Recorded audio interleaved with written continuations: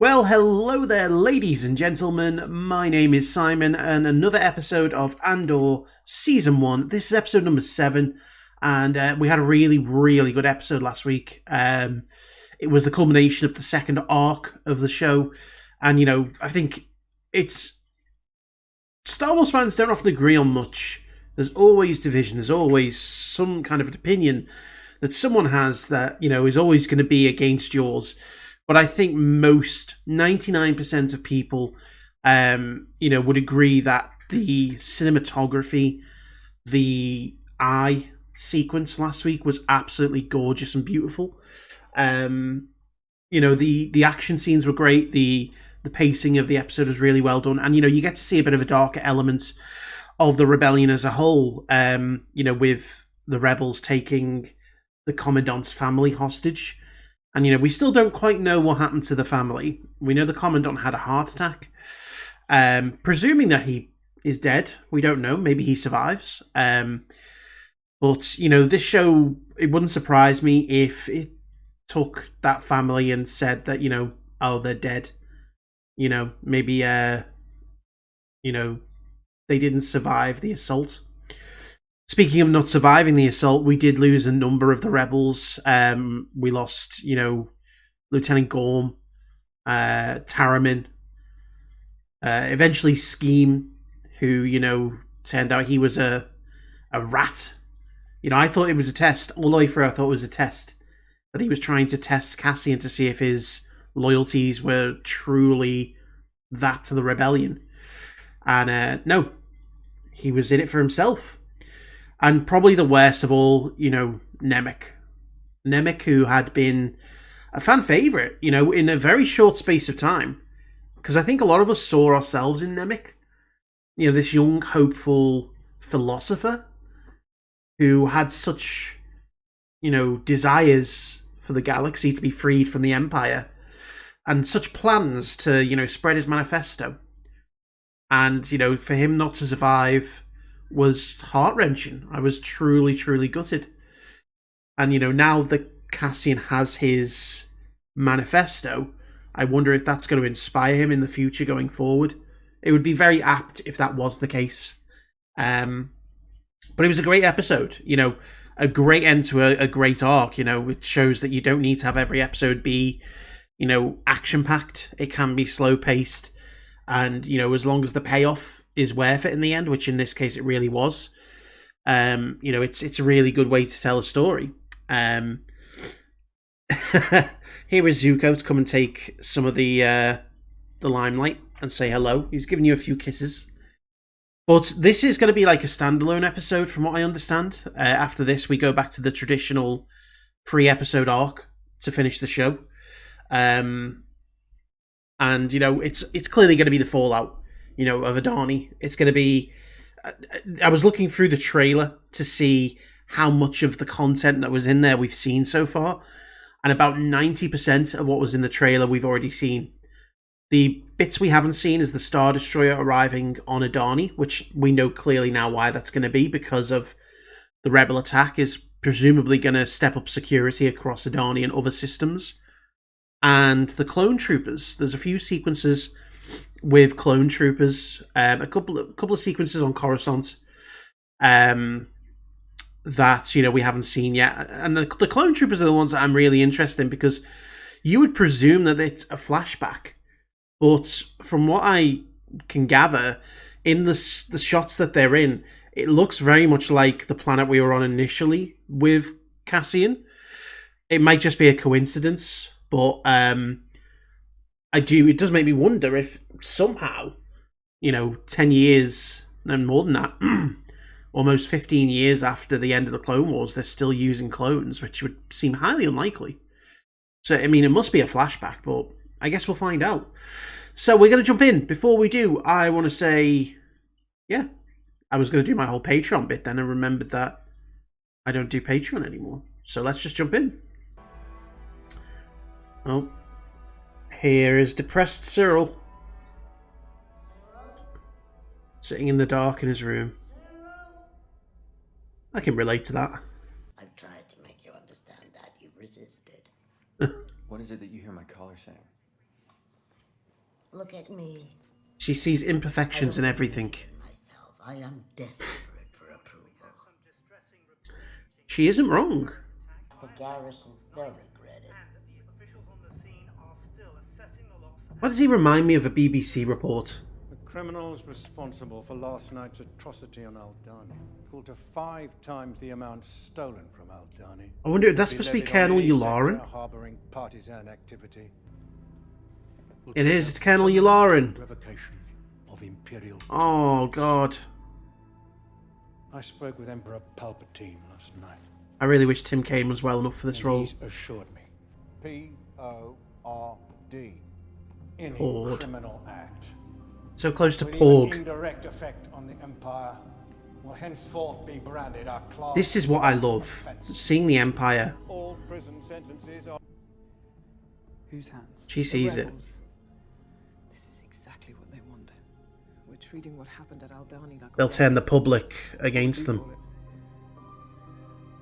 An announcement. I think I might want the other one. It's clever. It's a clever ruse to come back. He doesn't like it. I'm coming to return it.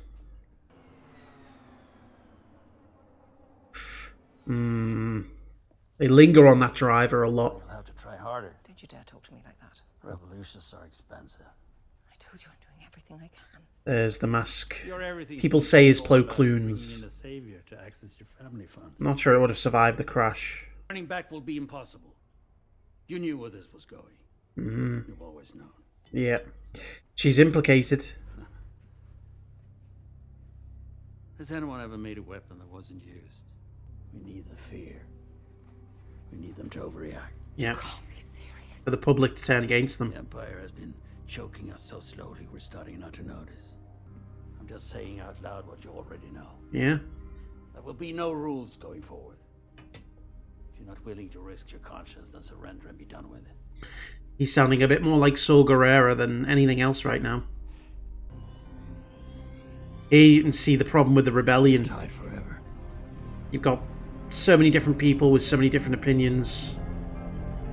No real leader right now.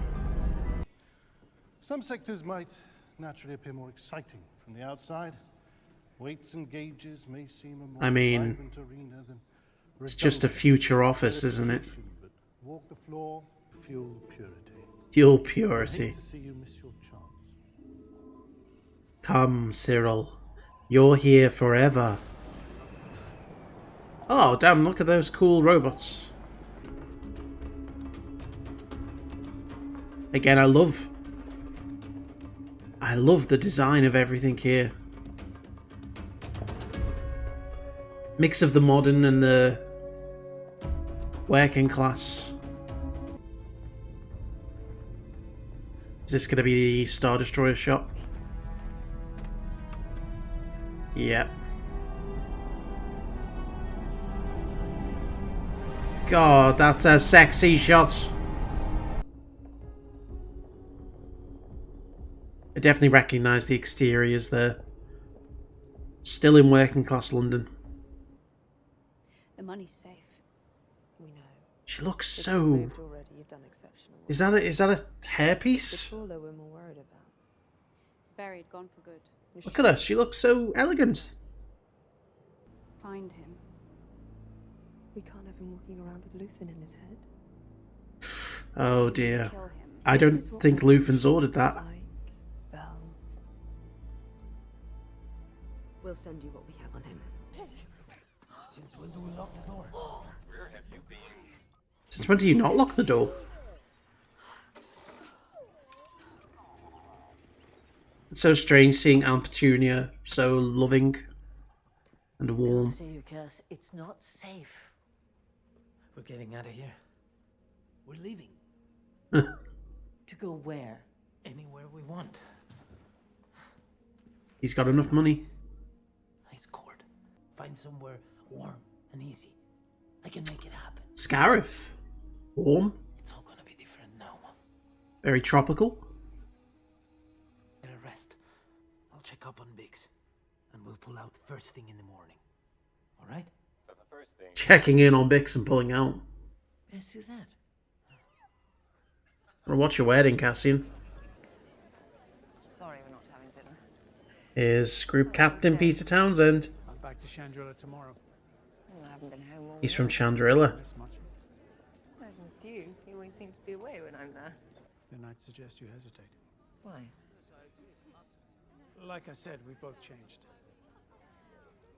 I've done more than grow weary of the Empire. I'm afraid you'd find my politics a bit strong for your taste. Ah, he has no idea. Your world is inescapably linked to... I've been wondering all day how I could be sure of confiding in you. I don't know what we're talking about. Very risky being in open. The Mon Mothma people think they know. It's a lie. Grand Vizier has infiltrated my separatist coalition meetings. Oh, the Grand Vizier. It's an ISB plot and reports on my secret humanitarian program. She knows. I know they watch me. I need to access my family accounts. Until recently, I was able to dip in and out of my family fortune without concern. That's changed. Now they're monitoring her bank account. I need help. You're my best shot. You haven't answered my question. And I won't. You're better off not knowing. Or perhaps you find my politics a bit strong for your taste. Ah, I like it. Perrin's on his way over. He knows none of this. He's not to be trusted. Don't trust my husband. Smile. Hey. What are you doing here? Love how he's not getting the reception he expected. Remember when your father caught me? Don't move. Stay here. This is going to be his dad. Yeah. This is how his dad dies. Oh, we see this in the trailer. They start shooting. She says we can't go. Be quiet. Be quiet. What is this? I'm not going. I'm already there. That place is in my head. They can build as many barracks as they like. They'll never find me. What's left to keep you here? He's old, tired. Yeah. What? This is madness. No, it's not. It's overdue and probably doomed, and I'm too old, and I don't care anymore. For 13 years, every time I'm That sums up my life. I turn off before I get to the square. I take the long way around, so I don't have to think about Clem hanging there.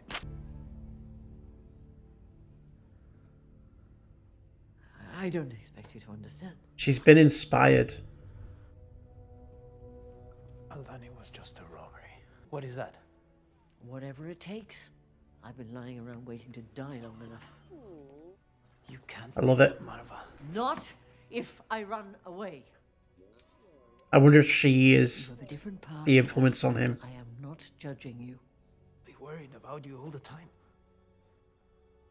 That's just love. Oh. Nothing you can do about that. I've never loved anything the way I love you.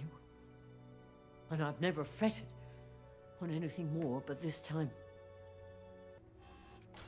Can I speak now? No!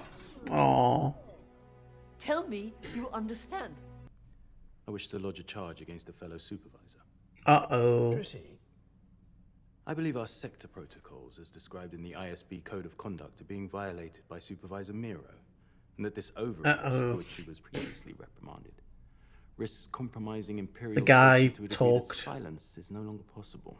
He knows about the report. Yes.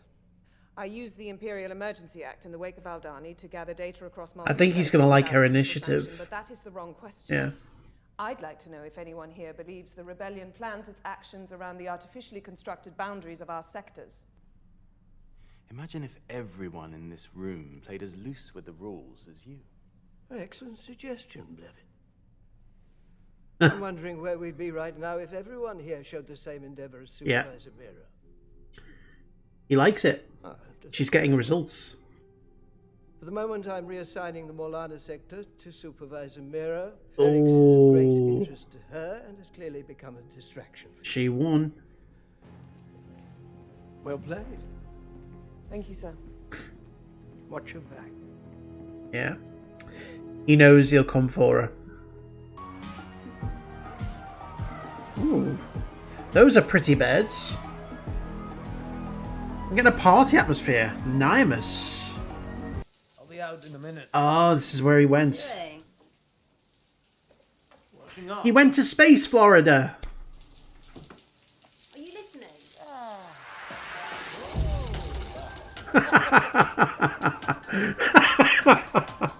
Oh my god, I love it. It is. It's space Florida. Although I say space Florida, it gives me more vibes of a Margate or a Brighton. The grey sky, the brown water. What do you think you're doing? The concrete. Excuse me? Wait, no. No way. I don't know anybody here. I'm a tourist. Is that going to be K2? RK2? I'm not running. You got that right. That way shut. It could just be a normal K2 droid. Oh, you misunderstand. No, he meant watch. No, he means watch. Oh, Jesus.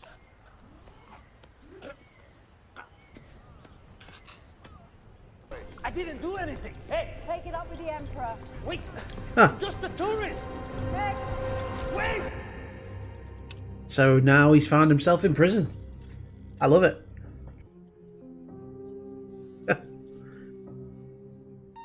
Oh, God. I absolutely loved that episode. I thought it was such a good episode of Star Wars. Literally zero action, but so much in terms of plot development, character development, political intrigue. There was so much stuff that I loved. Let's just talk firstly about the look of this show. I know that I've mentioned it before, but they've absolutely nailed the aesthetics here.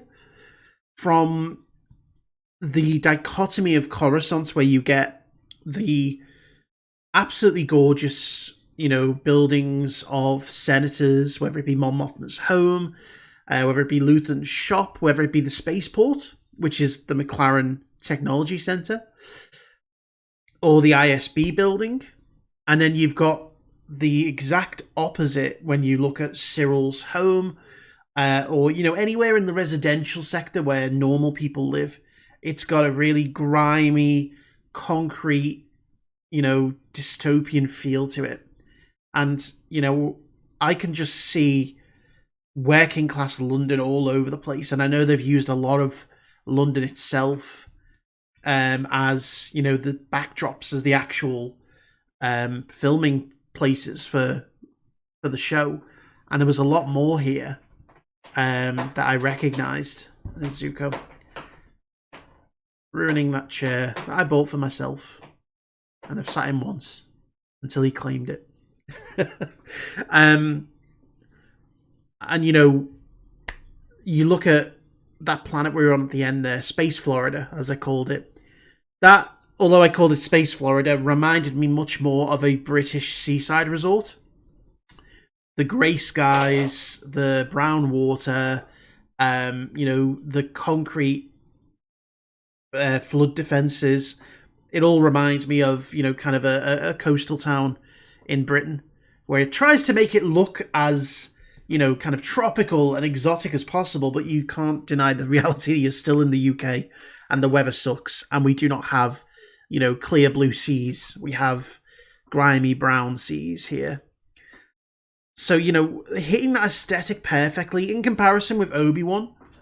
Obi-Wan has its own merits, but the one thing I think a lot of people would say is that aesthetically it was dull, it was unimaginative, and, you could tell whenever you were on the volume. Here, filming on location, having set pieces, filming in real places, and integrating those places into the Star Wars world gives it a sense of realism, because especially if you're like me and you live around those locations every day, you see the Star Wars world in your own world and vice versa. They've really nailed that aspect of it, and that's why I think it resonates so much with me. The character development in this episode was awesome. Absolutely awesome. Cassian goes back home expecting for things to just be absolutely fine and dandy. He's got his reward. He can buy himself a new life, you know, and I guess that he wasn't expecting the welcome he got. He wasn't expecting to come back and everyone to be like, you need to leave, you need to go, no one wants anything to do with you. Everyone blames you for this. Even though it was Tim who ratted you out, you're still the problem here. And so I think that really kind of shook him, because he was expecting his life just to go back to being somewhat normal, and it doesn't. And all he's seeing everywhere now is the Empire expanding. And in a way, it's like it's his fault. It's his fault now that the Empire finds its way into every aspect of people's lives. But alternately, you look at Mon Mothma and, you know, Luthen, and you see how they are starting to diverge. Luthen is going down more the route of a Saw Gerrera. He is very much in favour of taking extreme action.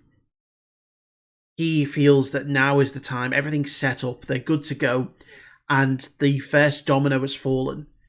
By forcing the Empire to overreach, to overreact, you then start to set public sentiment against them. And that's what they need. They need the people to suffer for the people to wake up and realise, hey, this Empire is actually really bad. And in a way, you see that at the end with Clem, or Keith, as he's calling himself.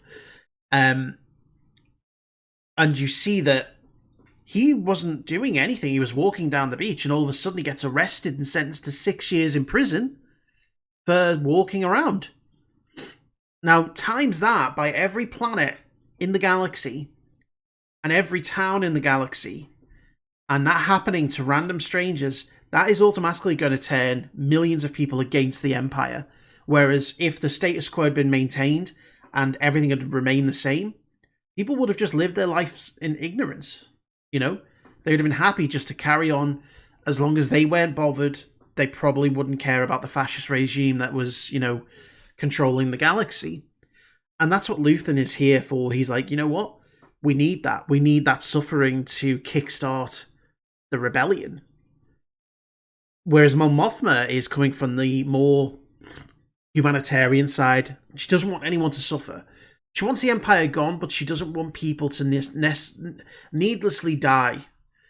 You know, she wants the clean version of the rebellion, the perfect version of the rebellion. And I think, you know, the truth is obviously somewhere in between. The rebellion ends up striking a balance in between. Because, you know, you do have Saw Gerrera on one side, who's seen as an extremist, and then you have Mon Mothma as the head of the rebellion. But that rebellion, even as we see in Rogue One, is still made up of multiple different attitudes. People can't agree on what the next step is until they eventually find that their hands are forced. You know, and that's the reason why, you know, the rebellion ends up being successful, is because the Empire forces their hand with the Death Star. But here we see the Empire forcing themselves into a difficult position by clearly overreacting. And it's these kind of intelligent, subtle tones and intelligent, subtle messages that, you know, it's just really grabbed me. I just love that slow burning kind of clever, you know, political build-up, showing you how things start to crack and then fall apart. And, you know, you see Miro, the Imperial security officer, her initiative is breaking the status quo. If everything kind of stayed the same, the rebellion, I think, would have been far more successful than it was in the end. She is trying to break the mold and, you know, make herself not necessarily shine, but she's trying to make herself successful. She doesn't care for the rules. And, you know, I love the fact that she was able to one-up the other officer, you know, who clearly thought, I'm going to rat her out, and that will make me look good because, you know, she's breaking the rules and there's a way of doing things here. And in the end, it turns out that, you know, she's actually been able to do something effective, and that's impressed the people higher up. You know, but he's clearly going to be coming for her now. This is the issue with the Empire, is that if you raise yourself up, there's going to be more enemies for you to face from below. And so now she does have to watch it back because, you know, they're all probably going to be out together because she's made them all look bad. And that is the lack of unity within the Empire that once again shows you why it falls. I love the fact that we got to see Yularen here. And again, I really wish it had been Tim Kaine, but unfortunately, you know, he's been unwell for a couple of years now. Because he's got the iconic Yularen voice, you know, in the Clone Wars and Rebels. And, you know, I think he would have been perfect for this role because he does have a Yularen look to him as well. But the guy who did it, he did a pretty good job, you know. I think he filled the role pretty well. And, you know, they didn't necessarily come out and say it was Colonel Yularen. But it's clear as day. You know, he's got the insignia. He's clearly the head of the ISB. He's got the look. Who else is going to be talking to Emperor Palpatine but, you know, Colonel Yularen, who is one of Palpatine's oldest confidants or contacts, should I say, because, you know, they knew each other from the Republic days. He was a military leader when it was Chancellor Palpatine. And then we look at someone like Cassian's stepmother. I forget her name, but she plays Aunt Petunia in Harry Potter, and it's so weird seeing that character be so loving towards characters after seeing her in Harry Potter. But the scene with her and Cassian was heart-wrenching, you know, where she's like, I've never loved anyone how I've loved you. And she's never felt more fret. I thought it was so heart-touching. And you can see the inspiration. This is what that rebel attack has done. It's inspired her, an old lady, to rise up and start acting against the Empire. That's the other side of it. As much as it's forced the Empire to overreach and start forcing people to turn against them, it's also made the people who might have been on the fence to see that this can work. People can rise up and be successful. And, you know, she said at some point, she said, I'm tired, I'm old, and I've just been waiting here to die. And, you know, that's something very much that I can resonate with. It's like you get to a point where you're fed up and you're like, you know what, fuck it, I'm going to do something with my life. And, you know, to see that directly, although she doesn't know it, Cassian has caused her to become inspired, I thought was really cool. Getting to see some of those flashbacks as well, you know, Clem's death, you know, being hung in the square. Again, very unnecessary for the clones to have done that. And that's, again, the harsh actions of someone causing, you know, long-lasting effects. Clem dying clearly had an impact on Cassian. He's never forgot it. And I think that set deep within him the rebellious nature, the desire to see the Empire fall. And it was for nothing, really. It was for rocks being thrown at them. And then let's talk about Cyril. Cyril, who I still don't know how he's going to play into the rest of this show. Whether he's going to help Cassian in the end or not. I'm guessing he's going to somehow find records of Cassian maybe being in prison. Who knows? But his story, I just love the fact he's gone from being this self-important, you know, kind of detective who was on a seemingly successful career path, you know, very by the book, and everything has shattered, you know, and now he finds himself super depressed in a job that is, you know, for all intents and purposes, a cubicle job. I mean, it looks much fancier than a cubicle job, let's face it. I don't think many people would complain that building looked very pretty. But, you know, he is still in a kind of thankless, endless job. And he has to be thankful for it because his uncle got him in. You know? It's like, I can just see, you know, his self-respect crumbling episode by episode. And I think eventually he's going to snap. Something's going to happen with him, and he's going to snap, and I can't wait for that because he clearly has an important meaning in this show. He has an important role because we wouldn't keep going back to him otherwise. We wouldn't follow his journey, you know, bit by bit. And again, his has been super slow burn. Yes, he had a pretty important role in the first arc, But since then, it's like it's been super slow. You know, just getting him back into Coruscant, seeing him at rock bottom essentially, and I have no idea how he's going to fit into the rest of the story. And then of course you've got, you know, Luthen's assistant, who sometimes in that scene I've felt that she was more in charge of the rebellion than Luthen was, and they're ordering Cassian to be dealt with. You know, again, maybe that's how Cassian ends up getting broken out of prison. Who knows? But one thing that this episode did really do once again is instill fear of the Empire. You know, on that planet at the very end with Cassian, when the security droids are there, you know, it really does give you that intimidation factor. Because not only are those things super intimidating, you see that they could snap you just for a misunderstanding. Like, he thought he said hang him, and he didn't actually mean that. So they will kill, without question. But, you know, again, it could be just an innocent person caught up in the wrong situation. And that makes you feel afraid. Just brilliant. Absolutely brilliant storytelling. Love it. I'm loving this show. This is better than Kenobi. This is better than, you know, I think this is better than Mandalorian. I'm going to say it. Mandalorian's great. Mandalorian is, you know, fast-paced, action-packed, you know, has Luke Skywalker, has Ahsoka Tano. It's great if you're looking for a nostalgia hit and you're looking for, like, a quick-paced action show. But if you want, like, a Star Wars show that really gets into the deep mud of it, this is the show. And I think this is the best live-action show that they've brought out. You know, by the end of it, I may even say this is better than Clone Wars and Rebels. That's how much I'm enjoying this. So, we'll see. We've still got another, I think, 5 or 6 episodes to go, which, you know, I'm cool with. I could take a whole 24-episode season if they wanted to. But, no, this is great. But, thank you for watching. I hope you've enjoyed it, and I will see you for the next one.